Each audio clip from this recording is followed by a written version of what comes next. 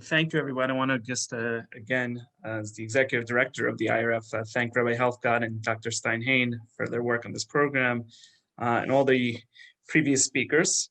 And it's actually in the role of the IRF privilege to call our next speaker, who has been an amazing partner from the lay leadership side of the IRF and reaching out to a younger generation. And that is Gabe Slamovits, who is the chair of our Young Leadership Division. And is also a lawyer graduating, from NYU Law as well as NYU College, and in his role as president of NYU Hillel, and since later as the founder of the Downtown Minyan, which is a community of young professionals in Lower Manhattan. Had been a long time admirer of Rabbi Sacks from afar, but had the unique opportunity to learn with him when Rabbi Sacks was a professor in residence at NYU. So Mr. Slamovits had the opportunity to learn with him, from him, and to collaborate with him on many elements of student life at NYU. Without further ado, I turn it over to Gabe Slamovits. Thank you, Rabbi Herman. So when I was a post-high school yeshiva student, we had this phenomenon where a bookseller would routinely come to our yeshivot, and we would buy the standard text that we needed for our shiurim, our classes, our gemaras, whatever it was. And then, along with all the other new time Jewish book buyers, we would look to see what else was out there. We would look for something extra that might be interesting to us. And I, on one occasion, asked my Rosh Yeshiva if he had any suggestions. He looked around the room, picked up a copy of Rabbi Sacks's The Persistence of Faith, which Rabbi Robinson mentioned earlier, and said something to the effect of, "I think you'll enjoy his thinking." Oh, how right he was. Rabbi Sacks quickly became my rabbinic intellectual hero. I loved the vision of Judaism that he presented, a vision he would later describe as a Judaism engaged with the world. I voraciously read his writings, spellbound by his clear explanations that combined deep insights into the world of Torah and Jewish thought with the writings of thought leaders in so many other disciplines. And I began to regularly cite him in classes I taught at NYU's Hillel, the Bronfman Center, in papers that I wrote for school, and casual conversations. And the first time I cited him at NYU in a Sudash Lishit Dvar Torah, people came over to me. And they thought it was so exotic that I was quoting a current European chief rabbi. They wanted to know how I heard of him. Did I read other chief rabbis? Well, I guess, do they write in English? That sense. And it's been fascinating to see how someone who, for many Americans, myself included, once seemed so exotic that I had to be alerted to his existence, became the address, the spokesman for world Jewry. And more than anything, I wanted to meet him. And then it happened. He joined NYU. Now, it's rare that one gets to meet one's heroes, and rarer still that one gets to forge a relationship with them. And I am profoundly grateful that I was able to do that when he joined the faculty at NYU. But perhaps the rarest element of this might be that he lived up to my impossible expectations. Because before our first meeting, I actually Googled meeting your hero, just to get a sense of perspective, right? And when you meet your hero, according to Rav Google, it's apparently always very disappointing. They become too human. Their teachings perhaps mean less to you as a result. They don't care for you the way you care for them. How could they? How could they live up to your expectations? But this did not worry me, because modern Orthodox Jews are trained to see our heroes as human. And his type of Torah interpretation lends itself to that. We look to the Avot not as perfect messengers of the divine, but as humans. We learn from their strengths. We learn from their weaknesses. One of his essays on Parshat Lech Lecha was devoted to this very theme. In his words, Torah makes an absolute distinction between earth and heaven, God and human beings, because God is God. There is space for humans to be human. And so I was prepared to greet him as a human. And with all that, he exceeded every expectation. And that's what I want to speak about this morning. The perspective of someone who had the chance to know him personally, to witness him up close in the post-chief rabbinate phase of his career, what NYU's Rabbi Joe Wolfson has called the American phase. And there are two themes that I'd like to focus on this morning, and the way he, or this afternoon rather, and the way he expressed those themes to me and to the broader NYU community. The first is the preciseness, the precision of his language, and the second is his flexibility and his adaptability. One of the elements that makes his work so appealing to such a broad audience is Rabbi Sachs's mastery of language. To Rabbi Sachs, precision of language was not a side point. It was not a hecha timtza. It was not a way of getting to the point. Precision of language was the point. In this, he was following the tradition of the Rambam and Rav Soloveitchik. The Rambam felt that theological mistakes are made when language isn't precise. Over and over again, especially in his commentaries to the Siddur and to the Chumash, he pointed out how form mirrored content. In his Understanding Jewish Prayer, he wrote that patterns in prayer were, quote, not mere aesthetic conventions. In Judaism, there is a matching of form to content, structure to substance, that the Siddur comes from the word order, because like a choral symphony, it has movements, each with its moods, its unfolding themes, its developmental logic. 3 years ago, in a Parsha commentary he wrote to the Torah, he said, that in the Torah, style mirrors substance. Style mirrors substance. The way something is said is often connected to what is being said. At the end of my first extended meeting with Rabbi Sachs, I asked him to sign a copy of my Siddur. But it wasn't the Koren, because before the Koren came out, he had written a translation commentary to the Siddur that was not available in the US, only in England. And when my college roommate went to study at NYU London, I asked him to bring one back for me so that I could learn from it. And so it was this Siddur that I asked Rabbi Sachs to sign. Gave it to him, big smile on his face. Ah, this is a much better nusach. Now, you could think this is a shtick, right? British chief rabbi, British Siddur. Okay, so I said to him, what's much better about it? And he got very excited, and he gave me several examples, 2 of which changed the way I pray daily, both in what I say and how I think about the prayer. He said, if you look at the korbanot of the structure of the korbanot as it appears in the Nusach Anglia Siddur, meaning the Nusach of England, you'll see that it's just very simple. 3 sections. The korbanot from Bamidbar and Vayikra, immediately followed by the Mishnayot and Zvachim, followed by the Baraita of Rabbi Shmuel, which the Rambam in the first halacha of Hilchat Talmud Torah said, Zehu Nikra Gemara. This is called Gemara. So the structure is Mishnah, Mikra, Talmud. Torah, Mishnah, Gemara, which he has both written about and spoken about. By contrast, in Art Scroll or Koren or any standard Nusach Ashkenaz Siddur that we use here, everything he said, everything gets thrown in. There's Gemara Yerushalmi, there's Gemara, there's all sorts of things out of order. And he said, and it loses the structure, loses the beauty. And he was so devoted to this concept that he said there are certain things in the Siddur when he looks at them that make him, and this is a quote, feel a little ill whenever he has to think about it. Second example was that in Nusach Ashkenaz Siddurim, there's a prayer in Shacharit that's printed as follows. L'hakdish liot saram benachat ruach, b'safa v'ra v'nima, kedusha kulam kechad onim v'yamrim. That we say it with serene speech and sweet melody, all as one say kedusha. Whereas Rabbi Sachs said, and I remember him saying this, it should be obvious to anyone who's listening to the music of the prayer that it's a set of 3 2-word phrases, benachat ruach, b'safa v'ra, uve'ne'ima kedosha. Not v'ne'ima kedusha, uve'ne'ima kedosha. And I have never been able to look at the prayer the same way again. The movement of a single diacritical mark from U to O. That mark was not merely the difference between one tradition and another to Rabbi Sachs. He repeated it, that the loss of structure, the loss of beauty made him feel ill. To Rabbi Sachs, we constantly had to ask the question, why is it written this way? Why not another way? When I once asked his chief of staff, Joanna, if we could use a draft of his new Chumash for the Parsha on a Shabbat he was speaking at the downtown Minyan that I co-founded, she asked him, and his response was that it was at a stage where some academic proofreaders had made certain changes to the translation, and they had taken the poetry out of it. The poetry, the structure, the way the words were said, that was what mattered. The form lent meaning to the content. The style mirrored the substance. And the Siddur, he said to me on our walk back to Washington, to his Washington Square West apartment, was Masechet Emunah, the Tractate of Faith. In a 2009 shir at YU, he asked a question rooted in the book Menachem Kellner, Must a Jew Believe Anything? Why does the Gemara have no Masechet Emunah? Why does it have no Tractate of Faith?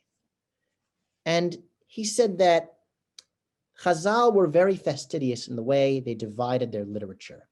If you want to know halacha, look in the Gemara, look in the Mishnah. You want to know how halacha comes from Torah, look at the Midrash Halacha. You want to understand the meaning of Torah, exegetical reflection, look at Midrash Haggadah. And if you want to discover faith, Masechet Emunah, look at the Siddur, because we daven our Emunah. He wrote, we do not analyze faith, we pray it. We do not philosophize about truth, we sing it. For Judaism, theology becomes real when it becomes prayer. We do not talk about God, we talk to God. And that, he said, is what is meant when God describes us as ma'aminim, b'nei ma'aminim, that a Jew is someone of emunah, a Jew is someone who knows how to daven.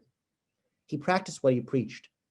When he retired from the chief rabbinate, he was asked why he'd almost never written about his previous battles with cancer. And his answer was that his life was in God's hands, that it was God's decision, and that, and this is a quote, there was no test of faith at any point, just those simple moments at which to say, b'yado afkid ruchi, in his hand I place my soul.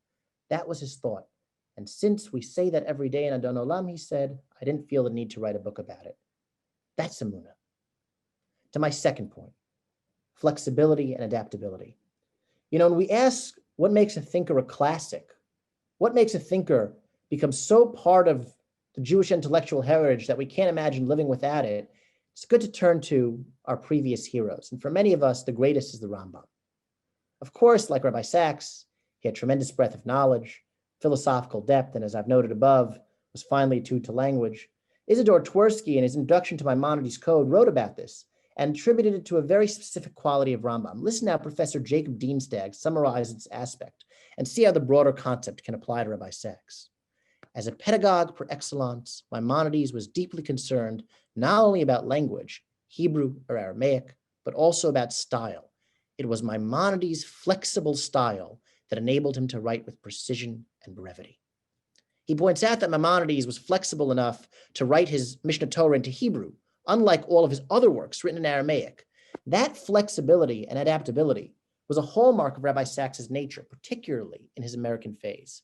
And I believe that during his time in New York, from his base in Washington Square, his flexibility enabled him to embrace the role of a university professor, which was quite a different role than chief rabbi. He himself, when retiring, said that when you're no longer captain of the team, you're much more able to express yourself as an individual. The first time I asked him a question was not our extended conversation. I was walking him out of a lecture he'd given at the university, and I posed a question to him, a challenge, something he'd written years ago. And his initial answer to me, in fact, his initial two answers to me, left me unsatisfied. They were practical answers, actually quite good advice. But I don't think I conveyed in that first brief conversation that I was looking for the rationale to understand his thinking more deeply. I felt for those few moments that I was getting the answer of the chief rabbi, a political figure who had departed that role only a few months prior. And then I asked again, and he stopped walking, and he said, which book? And then he told me that his thinking on that particular matter had evolved. Why that had happened, he said, was a long story. And I got the sense that he wasn't pushing me off. It really was a long story. And the long story was the bulk of what we talked about in our first extended conversation a year later. He was candid. He told deeply personal stories of his own experiences in the rabbinate. He entertained challenges to the paradigms he presented in response to my queries. And of course, his thinking was erudite, filled with references to the Rambam, Torah, and numerous recently published books. During the course of our conversation, a point by Professor Carol Gilligan came up.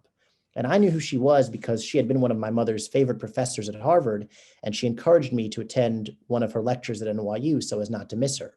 And I found her riveting. So when Rabbi Sachs asked me whether I was familiar with the Harvard psychologist Carol Gilligan, whose book, In a Different Voice, had been fundamental to his own thinking, I said not only that I was, but that she, like he, was now a professor at NYU. She was at the law school. A sea change came over his face, and he said, really? She's here? I have to meet her. I'll have to look her up. His excitement was palpable. He was excited to learn more. And working with his chief of staff, I set them up for a lunch date, which ultimately led to a dialogue between them at the 92nd Street Y. The excitement about meeting one of his heroes, to continue learning from her, to challenge his hard-won thoughts. That was Rabbi Sachs. You see this in his Divrei Torah, which were not only peppered with allusions to classics, Thucydides, Shakespeare, nor to the books written when he was a student, but consistently reworked to include cutting-edge research. The last time we met on Erev Hanukkah 2 years ago, I gave him a copy of Professor Gilligan's latest book. The book launch had been a few days earlier at NYU, and what stood out from his reaction was how excited he was to read it. His obituary in The Economist mentioned that he ran to Schubert and Beethoven, but it didn't say that he also ran to modern music, to Ed Sheeran, to Michael Jackson, even had Eminem on his playlist, and he rapped Hamilton. He wanted to know the new. That flexibility and adaptability allowed him to be part and parcel of the university life, not just countless dialogues with speakers and university professors from numerous fields, which itself was integration to university life, but also the way he got involved in the life of students and Jewish life downtown. He wanted to meet with and serve as a resource to local rabbis. And when they met for the first time, it wasn't at a conference center or a shul, but it was at the Promenade Sports Bar in Gramercy, a location I had never thought of as a pub until Lady Elaine referred to it as such. He set aside a day each semester to meet with students, as many students as possible, and he always wanted them to pick the topic. He wanted to know what we were interested in. One Friday night, I brought over a group of law students to him and asked if he would join us to Zog L'chaim, and he not only toasted us and the Jewish commitment to law and justice, but he also took the time to stand with us, to tell jokes that were so perfectly appropriate and funny for a graduate student audience. NYU's Rabbi Yehuda Sarna has pointed out how frequently that Rabbi Sachs referenced what he called the jokey moments during his time at NYU, like his participation in the Purim Spiel. And my fondest memory of this is at an NYU Parents Shabbat, in front of a packed room, he, Rabbi Sarna, and Rabbi Joe Wolfson formed a panel during the dessert. It was almost like they were based in. They took shilas, they took questions from the audience, which they answered each in turn with one word. The answer is, and I remember when one of them needed to play for time for a moment, one of them, instead of saying a word, just said, comma. And I could tell that Rabbi Sachs was just so enjoying the moment. I imagine that this was not something he did on most scholar in residence gigs or in so many places he was privileged to teach Torah, in Buckingham Palace, in the Vatican, your standard Orthodox shul in Britain, the US, wherever, anywhere really. And he embraced that role. He adapted from the formal role of the Lord to a member of the university community. When Rabbi Sachs would come to speak at the downtown Minyan, Joanna would ask that I choose a member of our community to walk with him and Lady Elaine, either to or from shul. And what struck me about those occasions and others when I put people in direct contact with Rabbi Sachs was how immediately and quickly they would refer to their parents. My mother's going to shep nachas. I wish my father were alive to see this.